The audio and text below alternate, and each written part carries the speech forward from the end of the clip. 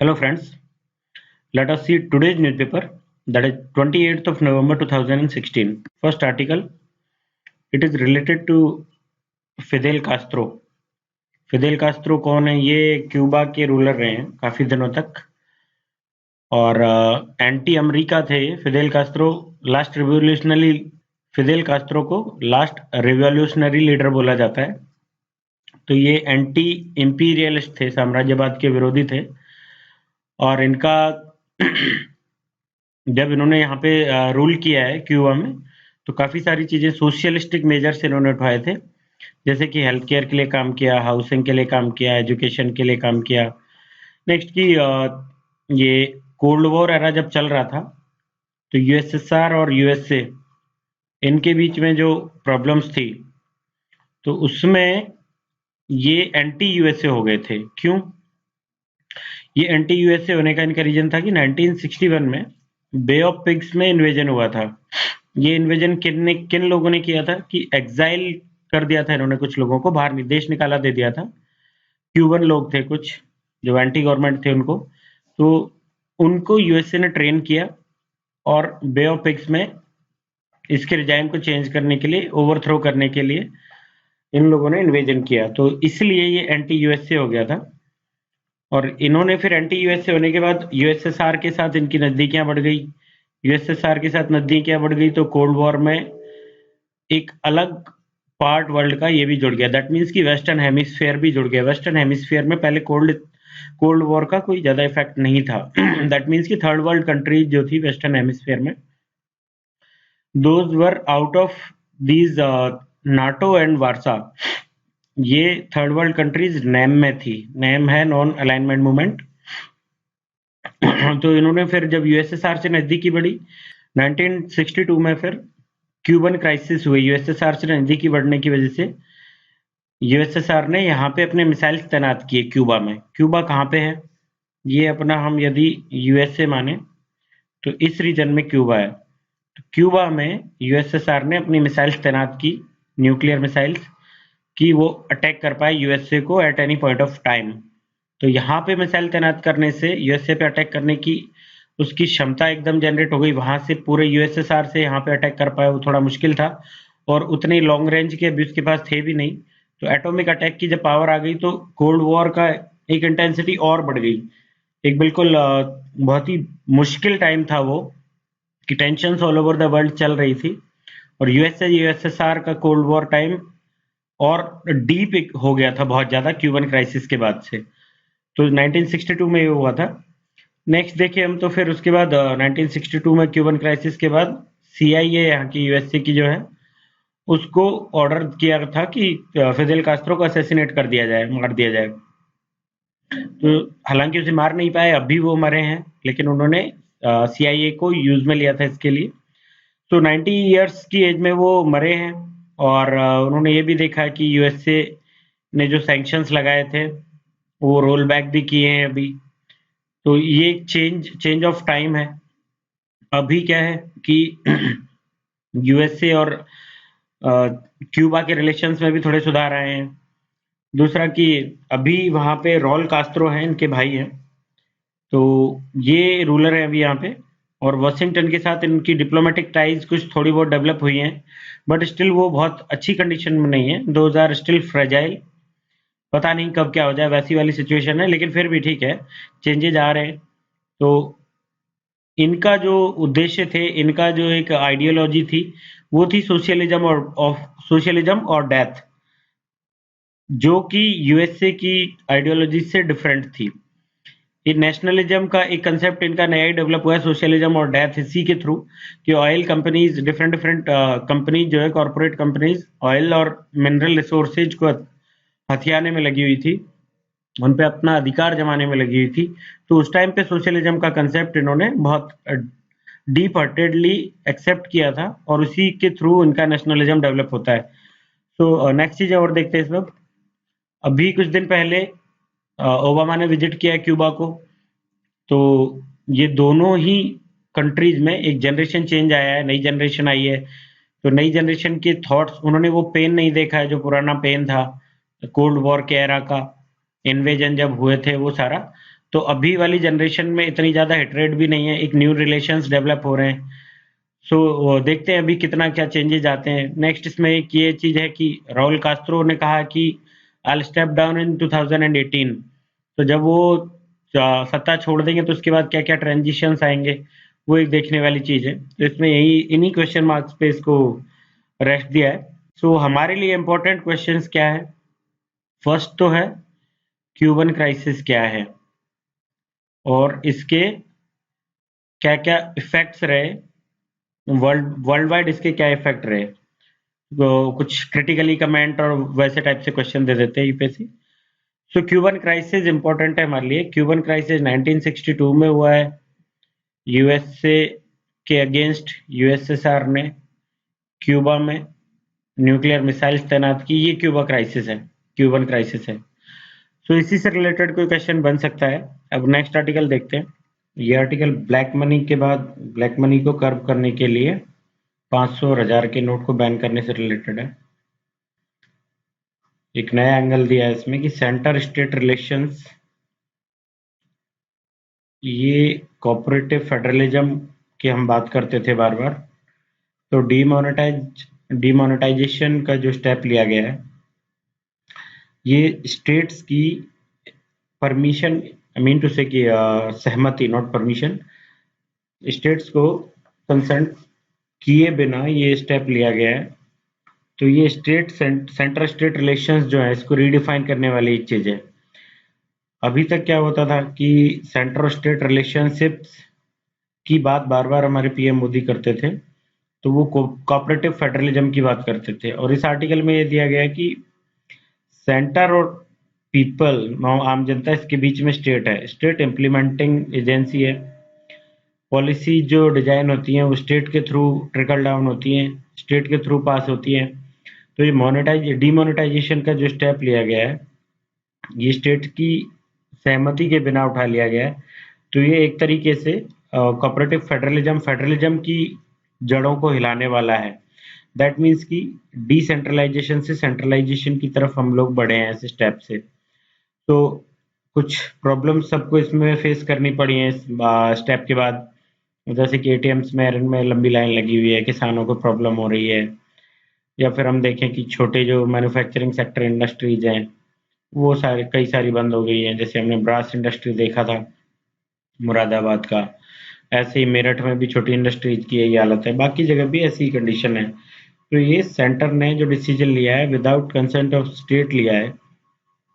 और नेक्स्ट चीजें इसमें फिर उन्होंने आगे दी है कि इसमें नेशनल सिंबल्स जो थे पुराने, उनको चेंज करके और कुछ ऐसे नेशनल सिंबल्स यूज में लिए गए हैं जो कि रीजनल सेंसिबिलिटी को एक हर्ट करने वाली चीज है। ये सेंसिटिव हैं लोग इन चीजों को लेके। जैसे कि एंटी हिंदी मूवमेंट, लैंग्वेज के मामले में लैंग्वेज क्राइसिस हुए थे, एंटी हिंदी मूवमेंट चला था सदर्न स्टेट्स में। लेकिन इसमें देवनागरी में 2000 रुपये जैसे लिखा है, तो पहले सिर्फ हिंदी में लिखा होता था। अब इसको हिंदी और इंग्लिश के साथ जो न्यूमेरिकल वैल्यू लिखी गई है 2000, तो वो देवनागरी में न्यूमेरिकल वैल्यू लिखी गई है मैथ्स की जगह। मैथ्स भी है साथ में, लेकिन साथ साथ 2000 और 500 को देवनागरी में भी लिखा गया है। तो ये एक राष्ट्रभाषा का जो एक मुद्दा था कि हिंदी और इंग्लिश, इंग्लिश को हम साथ में, ये दोनों को कॉन्स्टिट्यूशन बनाते टाइम साथ में यूज में लिया गया था। और कुछ पर्टिकुलर टाइम 10 ईयर्स और समथिंग के लिए कि दोनों साथ में यूज में ली जाएंगी। एंड देन बाद में स्टेट्स की सहमति के साथ हिंदी को बनाने की कोशिश की जाएगी। इस तरीके का उसमें था। लेकिन हिंदी को एक्सेप्ट नहीं किया डिफरेंट डिफरेंट स्टेट्स ने जिनकी की राजभाषा हिंदी नहीं है। तो उनको इससे नुकसान होता है। जो भी अपनी वैकेंसीज निकलती हैं या फिर और कोई चीज़ें होती है, तो उसमें हिंदी यदि यूज में लेते हैं तो उनको डिस्क्रिमिनेशन लगता है। इस वजह से एंटी हिंदी मूवमेंट चला था और नेशनल लैंग्वेज कभी हिंदी को बनने नहीं दिया गया। राजभाषा अपने अपने स्टेट्स की अलग अलग है। राजभाषा हिंदी और इंग्लिश दोनों है हमारे नेशनल लेवल पे। तो ये फिर से उन नेशनल लैंग्वेज के जो एंटी हिंदी मूवमेंट है, लैंग्वेज मूवमेंट जो थे, उनको फिर से जनरेट करने वाला है। दूसरा कि स्वच्छ भारत लोगो इस पे डाला गया है, तो ये एक सेंट्रली स्पॉन्सर्ड स्कीम है। तो कुछ स्टेट्स इसको वैसे भी देख रहे हैं कि ये सेंटर की स्कीम्स को प्रचार करने के लिए यूज में लिया जा रहा है। नेक्स्ट चीज की नेशनल पॉलिसी गोल्स जो होते हैं वो गोल्स स्टेट की कोऑपरेशन के साथ ही मिलके पूरे किए जा सकते हैं। कोई भी पॉलिसी हम बनाते हैं तो उसका एग्जीक्यूशन स्टेट ही करता है। तो स्टेट्स को यदि साथ में लेके नहीं चला जाएगा तो उससे पॉलिसीज को इम्प्लीमेंट करने में दिक्कत होगी और ये कोऑपरेटिव फेडरलिज्म को डिस्टर्ब करने वाला है। नेक्स्ट चीज कि सेंट्रल गवर्नमेंट की जो स्कीम्स है उन स्कीम्स का अभी तक तो क्या हिसाब किताब था कि सेंट्रल गवर्नमेंट की स्कीम्स होते हुए भी स्टेट्स उनका अपना एक क्रेडिट ले लेते थे, लाइक कि मनरेगा है, एनआरएचएम है। तो ऐसे ये जो भी इनकी स्कीम्स रही हैं इनका इन्होंने फायदा उठाया है।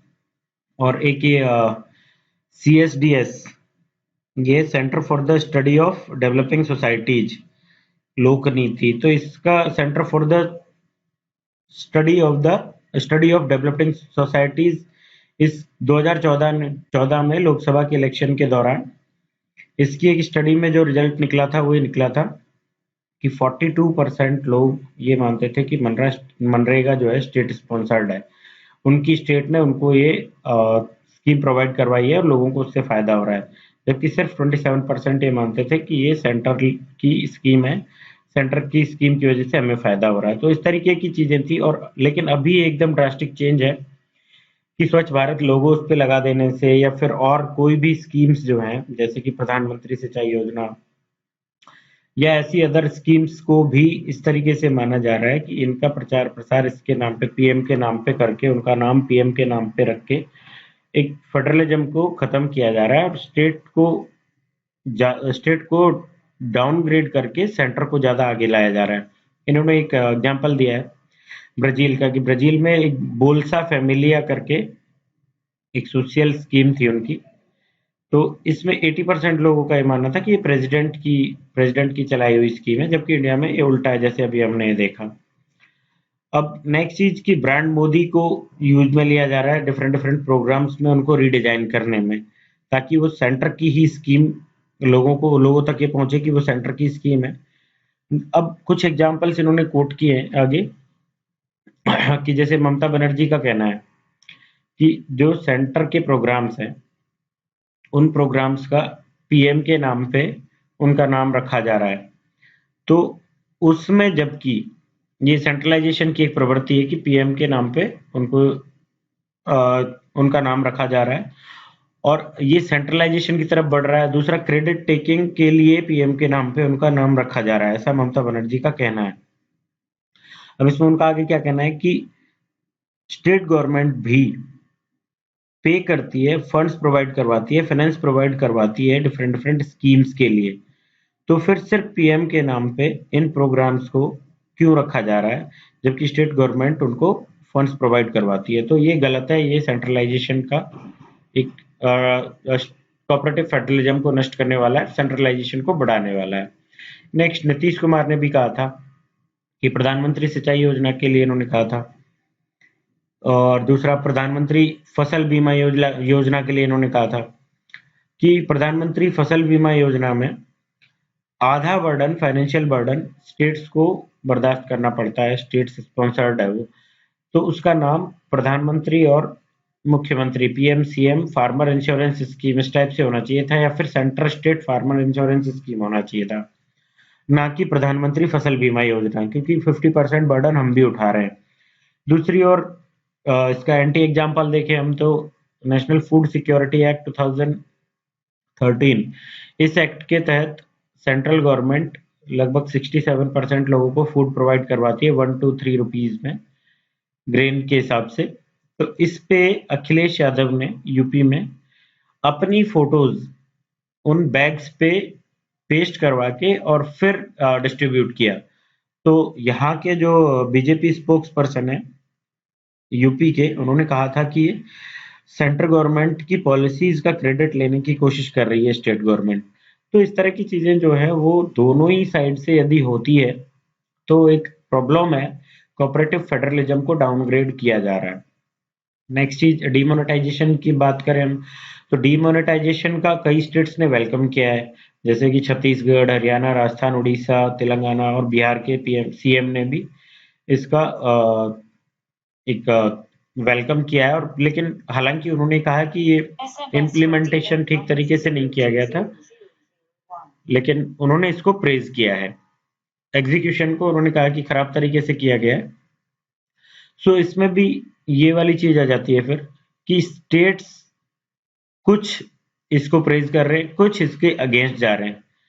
तो स्टेट्स का रेवेन्यू एक तो इससे डाउनग्रेड हो रहा है, ऐसा कुछ लोगों का कहना है। कुछ लोगों का कहना है कि ब्लैक मनी कर्व होगी तो इसलिए वो इसके साथ हैं। लेकिन सब चीज से फाइनली होता क्या है कि फिर से एक debate, deep debate centre state relations के बारे में जनरेट हो जाती है कि सेंटर स्टेट रिलेशंस किस तरफ बढ़ रहे हैं, कैसे होने चाहिए, और हम अभी किस डायरेक्शन में चल रहे हैं। सो अब नेक्स्ट इन्होंने बात की है कि अपोजिशन रूल्ड जो स्टेट्स हैं वो इस तरीके से क्रेडिट टेकिंग की यदि एक दौड़ चालू होगी, रेस चालू होगी, तो उसमें नेशनल गोल्स को पीछे छोड़ देंगे वो। What I mean by that is कि नेशनल गोल्स जो भी किसी स्पॉन्सर्ड स्कीम के लिए रखे गए हैं, उस स्कीम का यदि पूरा पूरा क्रेडिट सेंट्रल गवर्नमेंट को मिलता है, और जबकि पे आधा या कुछ परसेंट स्टेट को भी करना पड़ रहा है, तो उस केस में वो स्टेट गवर्नमेंट चाहेगी कि ये कोई भी जो स्कीम है वो फेल हो जाए। वो नहीं चाहेगी कि इम्प्लीमेंटेशन हम इसका प्रॉपर करें और ये स्कीम एक सक्सेसफुल स्कीम बने। अब इसमें एक और चीज है कि 14th फाइनेंस कमीशन ने शेयर भी बढ़ा दिया है, 42% कर दिया है। अब 42% होने के बाद डिफरेंट डिफरेंट स्कीम्स में स्टेट का अपनी प्रायोरिटी के हिसाब से वो इन्वेस्ट कर सकते हैं।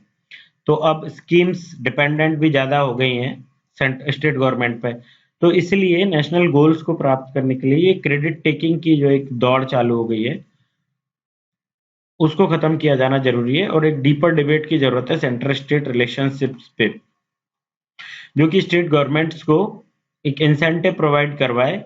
नेशनल जो हमारे गोल्स हैं, नेशनल गोल्स को प्राप्त करने में स्टेट गवर्नमेंट काम करे, उसको इंसेंटिव मिले, कोऑपरेटिव फेडरलिज्म स्टार्ट हो, वो कोऑपरेट करे सेंटर के साथ टू अचीव दोज गोल्स। सो इस टाइप की बातें इस आर्टिकल में। नेक्स्ट आर्टिकल अब देखते हैं हम। ये आर्टिकल अगेन मोनेटाइजेशन से रिलेटेड है, एक पॉलिटिकल आर्टिकल है तो काम का खास नहीं है, लेकिन इसमें क्या क्या चीजें बोली है वो देख लेते हैं। कि बिहार के सीएम ने प्रेज किया है, तो उनका उद्देश्य हो सकता है कि जनता दल को चेक करना हो, अपने एलाइज को एंटी जाके उनसे और इसका सपोर्ट करना। एक तो जनता दल को चेकआउट करना, दूसरा कि एंटी करप्शन का जो एक इमेज जनरेट करना, उसका फायदा उठाना। ये दोनों उसके उद्देश्य हो सकते हैं। शिवसेना ने इसको एंटी गए हैं, वो लोग भले ही बीजेपी के एलाइज हैं ये, लेकिन एंटी गए हैं। इन्होंने कहा है कि ये लोगों की आंखों में आंसू लाने वाला है।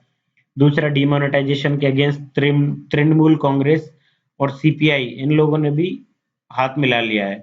तो ये एक बहुत बड़ी बात है कि ये बिल्कुल एंटी पार्टीज हैं और ये अपना हैंड्स इन हैंड लेके चल रहे हैं। तो नेक्स्ट चीज इन्होंने कही है कि इसमें कुछ ना कुछ मेरिट्स तो होंगे ही, तभी जैसे बिहार के सीएम ने प्रेज किया है। हो सकता है सिर्फ यही उद्देश्य हो, लेकिन फिर भी कुछ मेरिट्स होंगे, ये डायरेक्ट इंटरप्रिटेशन तो यही होता है इसका। नेक्स्ट चीज कि एक अनप्रिडिक्टेबल बिहेवियर निकल के आया पॉलिटिकल पार्टीज का इससे, कि वो किसी के साथ भी अलाइज बना सकती है। जैसे कि पहले भी हमने देखा था कि आरजेडी के साथ नीतीश कुमार ने अलाई बनाई थी अपनी, तो वो उसी टाइप का बिहेवियर इसमें देखने को मिल रहा है। अब इसमें प्रॉब्लम्स कुछ कि एटीएम्स में लंबी क्यू लगी है, बैंक में है। दूसरा कि इसका विरोध इसलिए भी हो रहा है कि बीजेपी ने काफी सारा कैश जमा किया है डिमोनेटाइजेशन से पहले वेस्ट बंगाल में। दूसरा कि लैंड में काफी इन्वेस्ट किया है बिहार में। तो ये सारी चीजें जो है एक क्रिटिक्स के लिए इनफ है ये कि ये कैसे हुआ यदि डिमोनेटाइजेशन का फैसला स्पॉन्टेनियस था तो, और ये इतना ही गुप्त तरीके से लिया गया था, सीक्रेट था, तो कैसे इनको पता लगा, इन्होंने कैसे किया ये सब। तो अब ये अपोजिशन पार्टीज मिलके इसके अगेंस्ट खड़ी हो गई हैं, जो कि पहले नहीं खड़ी हो पा रही थी, क्योंकि उनपे एक उस तरीके का धब्बा लगने के चांसेस थे कि वो ब्लैक मनी के सपोर्टर हैं। लेकिन बीजेपी के ये सारे जो बातें बाहर निकल के आई है, उनसे ये लोग अगेंस्ट होके साथ में मिलकर काम कर रहे हैं। तो इस टाइप का आर्टिकल है। नेक्स्ट आर्टिकल देखते हैं। ये आर्टिकल डोनाल्ड ट्रंप और उनकी जीत से रिलेटेड है। थेरेसा मे जीती हैं वहाँ पे यूके में, इंडिया में मोदी जी जीते हैं और वहाँ पे ट्रंप जीते हैं। इनसे रिलेटेड है, ऑलरेडी हम बहुत सारे आर्टिकल्स देख चुके हैं, तो टाइम वेस्ट करने की कोई ज़रूरत नहीं है। नेक्स्ट आर्टिकल देखते हैं। ये आर्टिकल फिदेल कास्त्रो पे बेस्ड ही है। अब फिदेल कास्त्रो की आइडियोलॉजीज क्या थी, उसके थॉट्स क्या थे, वो कैसा लीडर था, इस टाइप का ये आर्टिकल है। तो इसमें कुछ चीज़ें दी है कि एक तो वो वर्ल्ड को कैसे देखते थे। तो 2001 में यूएन की एक मीटिंग का इन्होंने वो दिया है कि वो वर्ल्ड कॉन्फ्रेंस थी अगेंस्ट रेसिज्म। उसमें उसका कहना था कि एशिया, लैटिन अमेरिका और अफ्रीका, ये जो थर्ड वर्ल्ड कंट्रीज हैं, इनको डिस्ट्रॉय कर दिया है वेस्टर्न कंट्रीज, जो नॉर्थ कंट्री हम कहें, फर्स्ट वर्ल्ड कंट्री जिनको कहें, तो they are destroyer of all these three continents. इस टाइप का उन्होंने कहा कि रेसिज्म बहुत ज़्यादा इन्होंने फैलाया है, इन्होंने उसको हर जगह यूज लिया है और इन्होंने इन ह्यूमन एक्सप्लॉयटेशन किया है इन तीनों कॉन्टिनेंट्स के लोगों का। आगे इन्होंने कहा कि लगभग 4.5 बिलियन जो लोग यहाँ पे रहते हैं, उनकी ये डेस्टिनी बन गई है कि शोषण करवाते रहें फर्स्ट वर्ल्ड कंट्रीज से, और फर्स्ट वर्ल्ड कंट्रीज उनका शोषण करती रहे। और कैपिटलिज्म ने, पूंजीवाद ने एक बहुत बड़ा गहरी चोटें लगाई है इन तीनों कॉन्टिनेंट के लोगों को, थर्ड वर्ल्ड कंट्रीज को। फिर इनका आगे क्या कहना था, मैं इसमें बिलीव करता हूँ कि लोगों का मोबिलाइजेशन हो इधर से उधर और लोग स्ट्रगल करते रहें अपने आप को अपनी एबिलिटीज को शो करने के लिए, अपने आप को बचाने के लिए लोग स्ट्रगल करें, लोगों का मोबिलाइजेशन हो। नेक्स्ट इन्होंने कहा कि मैं जस्टिस का जो आइडिया है, I believe in idea of justice, इस तरह की बात इन्होंने बोली कि मैं सत्य में विश्वास करता हूँ, मैं न्याय में विश्वास करता हूँ और मैं आदमी में इटसेल्फ विश्वास करता हूँ। तो ये सारे इनके थॉट्स थे ऐसे। फिर इनका कहना है कि जो यूथ की सोच है हमारी, एंटी कॉलोनियल एक ट्रेडिशन डेवलप हो चुका है, I believe in that, that is mandatory, that is necessary. Next इनका एक वो दिया गया है कि किस तरीके से वहां पे लड़े क्यूबा में। तो सियरा माइस्ट्री करके इनकी ऑर्गेनाइजेशन थी, गुरिल्लाज थे इनके। तो इन गुरिल्लाज ने जो हवाना के माफियाज थे उनको डिफीट किया था और तब जाके ये पावर में आए थे। यूएसए सपोर्टेड लोग थे ये, वॉशिंगटन सपोर्टेड लोग थे, लेकिन फिर भी इनको इस ऑर्गेनाइजेशन के गुरिल्लाज ने इनको डिफीट करके और यहाँ पे जीत हासिल की थी। नेक्स्ट की 1961 में जब नैम का इनॉग्रेशन हुआ था, उस टाइम पे प्रेसिडेंट यहाँ के टोरेडो थे, क्यूबा के प्रेसिडेंट टोरेडो थे। तो इन्होंने उस टाइम के लीडर्स जो थे, नेहरू, टीटो और नसीर, इनके साथ मिलके काम किया इसमें, क्यूबा के प्रेसिडेंट ने। नेक्स्ट चीज है कि डेवलपमेंट जो है वो इंपीरियलिज्म के अगेंस्ट जीत हासिल करके ही प्राप्त किया जा सकता है। इस तरीके की इनकी सोच थी कि we can overcome the under development through this thing only, कि हम इंपीरियलिज्म को हरा दें। नेक्स्ट चीज की ट्राई कॉन्टिनेंटल मीटिंग एक हेल्ड की गई थी क्यूबा में, फिदेल कास्त्रो ने हेल्ड की थी। वो तीनों कॉन्टिनेंट्स को लेके थी, कॉन्टिनेंट्स की क्या क्या प्रॉब्लम्स थी उन चीजों को लेके थी। नेक्स्ट कि इन्होंने चे गुआरा की मदद की। कॉन्गो में चे गुआरा आजादी के लिए लड़ रहे थे, तो क्यूबा ने मटेरियल और मिलिट्री दोनों तरीके से कॉन्गो में चे गुआरा की मदद की, दोनों चीजें प्रोवाइड करवा के। दूसरा मेडिकल ट्रेनिंग वगैरह प्रोवाइड करवा के इसकी मदद की। नेक्स्ट मोजाम्बिक और अंगोला, इनकी स्वतंत्रता संग्राम संग्राम में भी इन्होंने हेल्प की, जैसे पुर्तगाल के अगेंस्ट, और अफ्रीकन मिलिट्री थी तो इसके अगेंस्ट इनके जो मोजाम्बिक और अंगोला का स्वतंत्रता संग्राम था, उसके लिए चे गुआरा ने हेल्प प्रोवाइड करवाई। अगला कि 1994 में जो अफ्रीका आजाद हुआ है, उसमें भी इनका एक बड़ा योगदान रहा है। फिर कि क्यूबा ने जो हेल्प किए वो बिना किसी बिजनेस डील्स, बिना किसी अपने फायदे के लिए किए, कोई ये बिजनेस डील्स नहीं थी लोगों के साथ। जिस तरीके से कि आईएमएफ और वर्ल्ड बैंक वगैरह मदद करते हैं, वैसी इनकी कोई डील नहीं थी। और ना ही अपना कोई मिलिट्री बेस बनाने के लिए या कुछ और फायदे के लिए इन्होंने हेल्प की हो, ऐसा भी नहीं है। नेक्स्ट की 1983 में ये इंडिया आए थे। इंडिया में नेम की प्रेसिडेंसी को इंडिया को मिलने वाली थी उस टाइम पे, तो उसका हैंडओवर करने के लिए इंडिया आए थे फिदेल कास्त्रो। तो उनका एक बहुत ही हीरोइक स्वागत यहाँ पे किया गया था, बहुत अच्छे से वेलकम किया गया था। दैट इटसेल्फ शोड दैट ये थर्ड वर्ल्ड के एक हीरो हैं, नेता, थर्ड वर्ल्ड के पूरे थर्ड वर्ल्ड को रिप्रेजेंट करने वाले नेता हैं। दूसरा जो फाइनेंशियल सिस्टम था, वो फाइनेंशियल सिस्टम की एक कसिनो की तरह इन्होंने बताया कि वर्ल्ड का फाइनेंशियल सिस्टम इस तरीके का बन चुका है और that is to exploit third world only. और कंजम्पशन पैटर्न जो वर्ल्ड का बन चुका है, रिसोर्सेज को कंज्यूम किए जा रहे हैं लोग, जबकि थर्ड वर्ल्ड के लोगों के पास खाने तक के लिए अवेलेबल नहीं है चीजें, तो उसको इन्होंने क्रिटिसाइज किया है। नेक्स्ट चीज की थर्ड वर्ल्ड का जो डेट है उसके बारे में इन्होंने बात की है। फिर इन्होंने कहा है कि वर्ल्ड के जो टॉप 10% पीपल हैं, रिच पीपल, इनके पास 89% रिसोर्सेज हैं वर्ल्ड के। तो ये इनइक्वालिटी को शो करता है, ये लोग इतने ज्यादा रिसोर्सेज को यूज में ले रहे हैं, तो ये ह्यूमैनिटी को डाउनग्रेड करने वाला है। इतनी ज्यादा इनइक्वालिटी ये बढ़ाई बढ़ गई है, ये ह्यूमैनिटी के लिए खराब है। नेक्स्ट इन्होंने बात की है, तो इनका कहना है कि no one can kill your ideas, कोई आपके आइडियाज को खत्म नहीं कर सकता। ये इनका एक बहुत बड़ा थॉट है, बहुत बड़े विचार थे इनके ये, कि आपको आपको लोग खत्म कर सकते हैं, आपको डिस्ट्रॉय कर सकते हैं, लेकिन आपके आइडियाज को खत्म नहीं कर सकते। तो you should go with your ideas, you should implement your ideas, you should spread your ideas.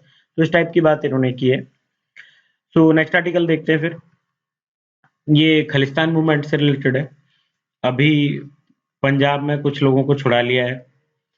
तो खालिस्तानी मूवमेंट सिंस इंडिपेंडेंस में हमारे सिलेबस में है।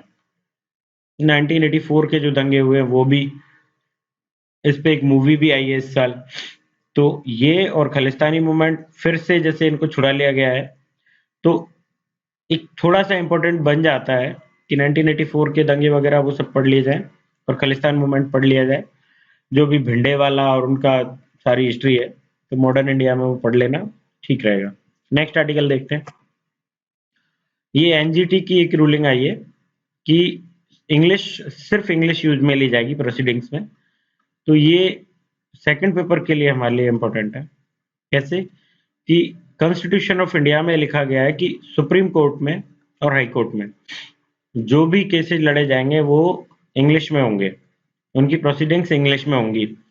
सुप्रीम हाई कोर्ट में फिर भी वहां की रीजनल लैंग्वेज के लिए एक प्रोविजन प्रोवाइड करवाया गया है कि हाई कोर्ट रीजनल लैंग्वेज में केसेस लड़वा सकता है, लेकिन सुप्रीम कोर्ट में इंग्लिश में ही होंगे। तो ये एक डिबेट वाला मुद्दा है कि व्हाई नॉट इन हिंदी और रीजनल लैंग्वेज, जबकि इंग्लिश हमारी कोई राष्ट्रभाषा नहीं है।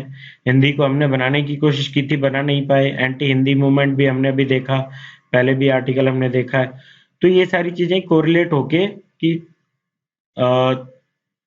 सिर्फ इंग्लिश में क्यों केसेस लड़े जाते हैं, हिंदी में या फिर रीजनल लैंग्वेज में क्यों नहीं लड़े जा सकते, उसके पीछे क्या, इन रूलिंग्स के पीछे क्या लॉजिक है और क्या हमारे कॉन्स्टिट्यूशन में लॉजिक्स दिए गए थे इस चीज के पीछे। तो वो कोई क्वेश्चन एक बन सकता है इसका, जो भी इस सुप्रीम कोर्ट और हाई कोर्ट के बारे में कॉन्स्टिट्यूशन में लिखा है और उनका किस तरीके से प्रोसीड करना चाहिए, क्या चेंज किया जाना चाहिए, नहीं किया जाना चाहिए, वो सारी चीजें। नेक्स्ट आर्टिकल, ये बस 500 और 1000 रुपीज के नोट को बैन करने में एक फोल्डर पॉइंट है बस, कि जनधन अकाउंट्स में काफी सारा कैश जमा कराया गया है उड़ीसा में। दैट मीन्स कि this cash was black money holded by some rich people. तो ये एक फोल्डर पॉइंट है। नेक्स्ट आर्टिकल देखते हैं। ओके, आज के लिए इतने इंपॉर्टेंट आर्टिकल्स है friends. Thank you very much for listening.